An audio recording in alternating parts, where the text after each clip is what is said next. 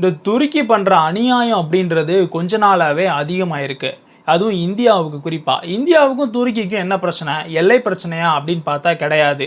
2 நாடுக்கும் நடுவுல ஏதாவது நதி ஓடுதா? இந்தியா துருக்கிக்கு தண்ணி குடுக்கலையா? இல்ல துருக்கி இந்தியாவுக்கு தண்ணி குடுக்கலையான்னு பார்த்தா, அதுவும் கிடையாது. இந்த மாரி எந்த பிரச்சனையுமே இந்தியாவுக்கும் துருக்கிக்கும் கிடையாது. எல்லையோ, தண்ணியோ எந்த பிரச்சனையுமே. ஏன்னா அது ஒரு மூலையில இருக்கு, இது ஒரு மூலையில இருக்கு. அப்படி இருக்கும்போது துருக்கி ஏன் இந்தியா கிட்ட தொடர்ந்து உரண்டை இழுக்காங்க அப்படின்னு பார்க்கும்போது, அவங்களுக்கு இருக்கிற ஒரே பிரச்சனை என்ன அப்படின்னா பாகிஸ்தான். பாகிஸ்தானுக்கும் துருக்கிக்கும் இருக்கிற தொடர்பு மதம் அப்படின்றத கடந்து வேற ஒண்ணுமே கிடையாது.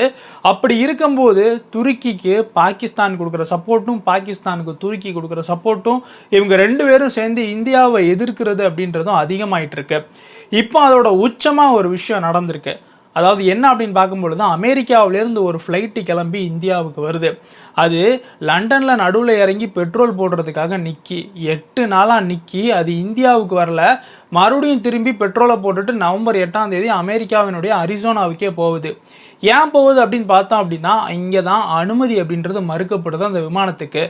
இந்தியா, அமெரிக்கா, லண்டன் இதுக்கு நடுவில் யார் அனுமதியை மறுக்க போகிறாங்க அப்படின்னு பார்த்தா அங்கே தான் துருக்கி வருது. ஏன்னா இந்த விமானம் துருக்கி ஏர் ஸ்பேஸை பயன்படுத்தி தான் இந்தியாவுக்கு வரணும். துருக்கி இல்லைன்னா வேற நாடு இல்லையா, வேற நாட்டு வழியாக பறந்து வரலாம்ல அப்படின்னு கேட்கும்போது இது ரொம்ப ப்ரீ பிளான்டாக வாங்கப்பட்ட ஒரு பெர்மிஷன். இந்த விமானம் அப்படின்றது பறக்கணும் அப்படின்னா நிறைய பொருள் செலவு ஆகும். அதே நேரத்தில் இன்னொரு வழியை பயன்படுத்தணும் அப்படின்னா முன்னக்கூட்டியே பெர்மிஷன் வாங்கணும். அதையும் தாண்டி இந்த ஃபியூயல் அப்படின்ற செலவெல்லாம் கணக்கில் வச்சு இந்த விமானம் அப்படின்றது மறுபடியும் அமெரிக்காவுக்கே போயிருக்கு. ஏன்னா அதுக்கு நவம்பர் 9, 10 வேற ஒரு டெலிவரி ஷெடியூல் இருக்கான். ஸோ இந்தியாவுக்கு ஏற்றிட்டு வந்த அப்பாச்சி ஹெலிகாப்டரை அப்படியே கொண்டு போய் அமெரிக்காவில் விட்டுட்டு அது வேலையை பார்க்க போயிடுச்சு. இந்த ஹெலிகாப்டர் இந்தியாவுக்கு வர்றது தடைப்பட்டிருக்கு. இந்தியாவுக்கான முக்கியமான, அதுவும் குறிப்பாக இந்திய இராணுவத்துக்கான ஆயுத சப்ளை தடை. இதுக்கு யார் காரணம் அப்படின்னு பார்க்கும்போது துருக்கி. இந்த துருக்கி ஏன் இந்த மாதிரியெல்லாம் செய்யணும் அப்படின்னா அதுக்கு இருக்கக்கூடிய அந்த எரிச்சல் தான் காரணம். அந்த எரிச்சல் ஏன் வருது அப்படின்னு பார்க்கும்போது துருக்கியினுடைய இண்டிபெண்டன்ஸ் டே அப்படின்னு ஒன்று நடந்தது. அது துருக்கியினுடைய இந்தியாவுக்கான தூதரகத்திலையும் நடந்துச்சு. அதில் எந்த இந்திய அதிகாரிகளுமே கலந்துக்கிடலை. எப்படி கலந்துக்கிடுவாங்க? ஆப்ரேஷன் சிந்தூரில் பாகிஸ்தானுக்கு ஆதரவு, பாகிஸ்தான் பண்ணக்கூடிய தீவிரவாதத்துக்கு இவங்க கொடுக்குற டேட்டா, பகல்காமில் நடந்த அட்டாக்குக்கு பாகிஸ்தானுக்கு எதிராக எதுவுமே பேசாதது, அதையும் தாண்டி இப்போ டெல்லியில் நடந்த குண்டு வெடிப்பில் கூட துருக்கி தொடர்பு அப்படின்ற மாதிரியான செய்திலாம் வருது. இந்த உமர், முசமில் இவங்க எல்லாருமே துருக்கிக்கு ட்ராவல் பண்ணியிருக்காங்க அப்படின்னு அவங்க பாஸ்போர்ட்டை பார்த்தாலே தெரியுது. அதையும் தாண்டி பங்களாதேஷை இந்தியாவுக்கு எதிராக கொம்பு சீவி விட்டு பங்களாதேஷ்க்கு ஆயுதம் கொடுக்குறது அப்படின்னு இந்தியாவுக்கு எதிராக என்னென்னலாம் பண்ண முடியுமா? குறிப்பாக காஷ்மீர் விவகாரத்தை உலக அரங்கில் எழுப்பி இந்தியாவுக்கும் காஷ்மீருக்கும் தொடர்பு இல்லாத மாதிரி ஒரு பிரச்சாரத்தை பண்ணுறது, யாரை கேட்டாலும் இந்த உலகத்தில் காஷ்மீரை இந்தியா ஆக்குப்பை பண்ணி வச்சிருக்கு அப்படின்ற மாதிரியான ஒரு நரேட்டிவ், ஒரு கருத்து உருவாக்கத்தை செட் பண்ணுறது அப்படின்னு இந்தியாவுக்கு எதிராக என்னென்னலாம் பண்ண முடியுமோ அதெல்லாம் பண்ணதுக்கு அப்புறமே இந்தியா அவங்க இண்டிபெண்டன்ஸ் டேக்கு எப்படி வாழ்த்து தெரிவிப்பாங்க? உங்களுடைய தூதரகத்தில் வந்து எப்படி கலந்துக்கிடுவாங்க? கலந்துக்கிட மாட்டாங்க. அந்த காண்டு. அதையும் தாண்டி சைப்ரஸ், கிரீஸுக்கு இந்தியா ஆதரவு கொடுக்கிறது, இந்தியாவுடைய போர்க்கப்பல் சைப்ரஸ், கிரீஸ் கூட போய் ஜாயிண்ட் எக்ஸசைஸ் பண்ணுறது, இந்த 2 நாட்டுக்குமே இந்தியா ஆயுதம் கொடுக்கிறது, அர்மேனியாவுக்கு ஆயுதம் கொடுக்கிறது அப்படின்னு துருக்கிக்கு எதிராக இருக்கக்கூடிய எல்லா நாடுகளையுமே இந்தியா தன் வசப்படுத்துது. ஏன்னா துருக்கிக்கு பாடம் புகட்டணும், செக் வைக்கணும் அப்படின்றதுக்காக. இந்த எல்லா எரிச்சலும் சேர்ந்து தான் இப்போ துருக்கி இந்தியாவுக்கு வர வேண்டிய இந்த அப்பாச்சி ஹெலிகாப்டரை நடுவில் நிறுத்தி இந்த மாதிரி பண்ணியிருக்காங்க.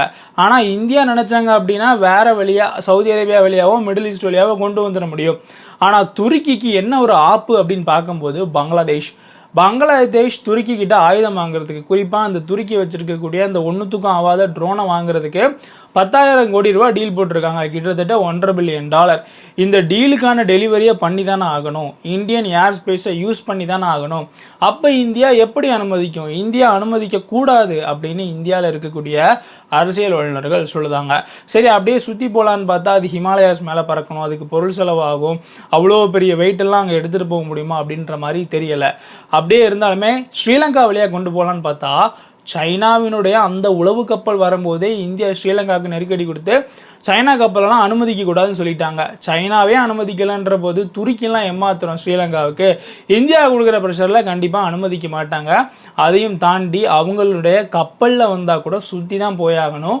இவங்க வைக்கிற அந்த ப்ராஃபிட் மார்ஜின் அப்படின்றதும் அடி வாங்கும். பொருளாதாரத்தில் அடி, சப்ளை பண்ண முடியாமல் தடுக்கலாம். அதையும் தாண்டி இந்த பங்களாதேஷ், பாகிஸ்தான், துருக்கி ஆக்சஸ் அப்படின்னு ஒரு கேடுகட்ட ஆக்சஸ் இப்போ உருவாக்கிட்டு இருக்கு.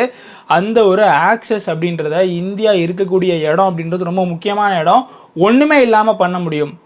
ஏன்னா துருக்கி இந்த மாதிரியான சில்லி விஷயங்களில் இந்தியாவுக்கு எதிராக செய்யும்போது இந்தியா மிகப்பெரிய விஷயங்களில் துருக்கிக்கு எதிராக நடவடிக்கை எடுப்பாங்க அப்படின்றது இங்கே உறுதியாக நமக்கு தெரியுது. அதையும் தாண்டி துருக்கியை பொறுத்தளவுக்கு பாகிஸ்தானுடனான உறவில் பெருசாக ஒன்றும் பொருளாதாரம்லாம் கிடையாது. ஆனால் இந்தியா கூட உறவு வச்சாங்க அப்படின்னா அவங்களினுடைய நிறைய நியூக்ளியர் ப்ராஜெக்ட்ஸ்க்கு இந்தியாவினுடைய டெக்னாலஜி டிரான்ஸ்ஃபர் அப்படின்றது ரொம்ப முக்கியம். இந்தியா கிட்ட நிறைய டெக்னாலஜி இருக்குது. அதையும் தாண்டி இந்தியா கிட்ட மிகப்பெரிய அளவில் பொருளாதாரம் பண்ண முடியும். பெரிய மார்க்கெட் ஆக்சஸ் இருக்குது. இந்தியா கிட்ட மிகப்பெரிய அளவில் ஸ்கில்டு லேபர்ஸ் இருக்காங்க. இந்தியாவில் இருக்கக்கூடிய இன்வெஸ்ட்மெண்ட்ஸ் துருக்கிக்கு போகலாம், துருக்கியில் இருக்கக்கூடிய இன்வெஸ்ட்மெண்ட் இந்தியாவுக்கு வரலாம். ஆனால் பாகிஸ்தான் எடுத்துக்கிட்டால் அங்கே இன்வெஸ்ட்மெண்ட்டே பண்ண முடியாது. இன்வெஸ்ட்மெண்ட் பண்ணாலும் லாபத்தை எடுக்க முடியாது. உதாரணத்துக்கு சைனா இன்றைக்கி கோடிக்கணக்கான டாலரை கொட்டிட்டு சும்மா தலையில் துண்டை போட்டு உட்காருறாங்க. அப்படி இருக்கும்போது ஒன்றும் இல்லாத பாகிஸ்தானுக்கு ஏன் இவ்வளோ சப்போர்ட்னு பார்க்கும்போது இதன் வழியாக ஒரு விதமான ஒரு ரேடிகலைசேஷனை துருக்கியிலையும் பண்ண முடியும், பாகிஸ்தான்லேயும் பண்ண முடியும். அங்கே இருக்கக்கூடிய ஆட்சியாளர்களுடைய ஆட்சியை காப்பாற்றிக்கிட முடியும். உதாரணத்துக்கு இந்திய எதிர்ப்பில் தான் ஆசிம் முனீர் வாழுதார்.